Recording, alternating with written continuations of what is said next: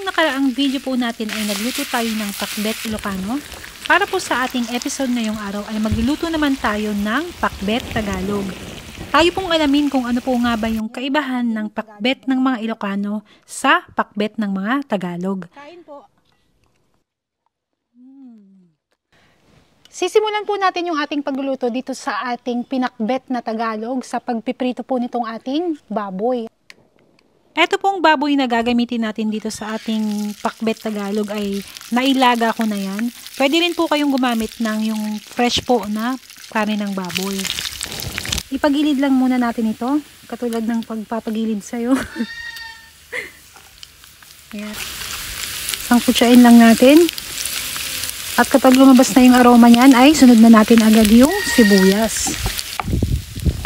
At kapag nag-translucent na itong ating mga aromatics na inilagay, ay ilalagay na natin dyan yung bagoong alamang. Yan. Kung sa Ilocano po ay bagoong isda ang nilalagay nila, dito naman po sa pakbet ng mga Tagalog ay bagoong alamang ang ginagamit. At kung nakaabot ka sa part ng video na ito, paki-comment naman po mga kabakyard kung saan bansa kayo nakatira para po malaman natin kung hanggang saan nakakaabot itong ating video. Lalagyan ko na yan ng asukal. Para lang po mabalanse yung lasa ng alat kasi maalat po ito eh. Kapag nasangkot siya na po natin ito ay sunod nating ilalagay yung gulay na pinakamatagal maluto. Ang kalabasa. Ilalagay ko na rin yung talong kasi gusto kong maluto ng matagal yung talong. Isa nga rin po pala sa kaibahan ng pakbet ng mga Ilocano sa pakbet ng mga Tagalog ay yung pagigisa po. Yung nauna po natin ginawang pinakbet or pakbet ay hindi po natin ginasa kundi pinagsama-sama lang natin lahat ng mga ingredients.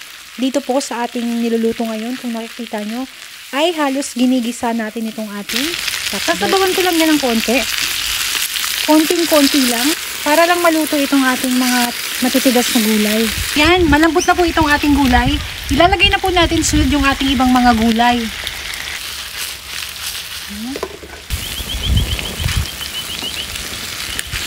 Ilalagay na natin itong ampalaya, okra, at sitaw. At lulutuin lang natin yan hanggang sa lumambot yung mga gulay. Nasa sa inyo na po kung gusto nyo yung medyo lutong-luto o medyo may pagka-half cook. Depende na po yan sa preference po ninyo.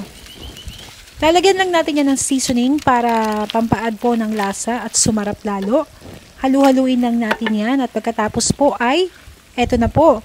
Luto na po yung ating pakbet ng mga Tagalog. Kung kayo po ay natatakam na dito sa ating inilutong pakbet ng mga Tagalog, paki-comment naman po mga kabakyard at paki-share na rin tong ating video. Ayan po, wag na nating patagalin yan at sabay-sabay nating tikman itong ating pakbet ng Tagalog.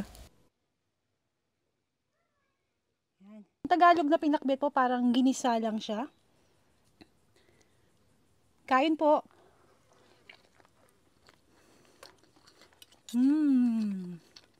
Sarap.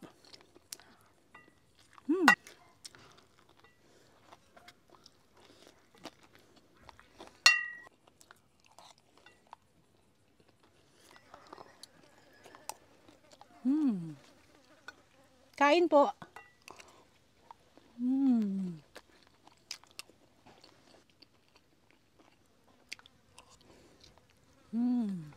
Sana po ay meron kayong natutunan dito sa ating inulutong ulam ngayong araw, ang pakbet ng Tagalog. Kayo po mga kabakyard, kung kayo po ang pipili, ano pong mas gusto nyo? Pakbet Tagalog o pakbet ng mga Ilocano? Personally po, ang pipiliin ko, yung Ilocano pakbet para sa akin ang mas masarap. Kasi, iba po yung lasa niya talaga, masarap na masarap.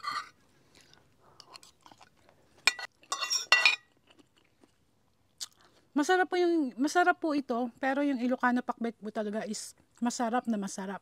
So, kung hindi nyo pa po natatry yung Ilocano pakbet, ilalagay ko po sa comment yung link. Try nyo po. Pero, hindi rin magpapahuli itong ating pakbet ng mga Tagalog. Maraming salamat po mga kabakyard at hanggang sa susunod po muli nating pagluluto.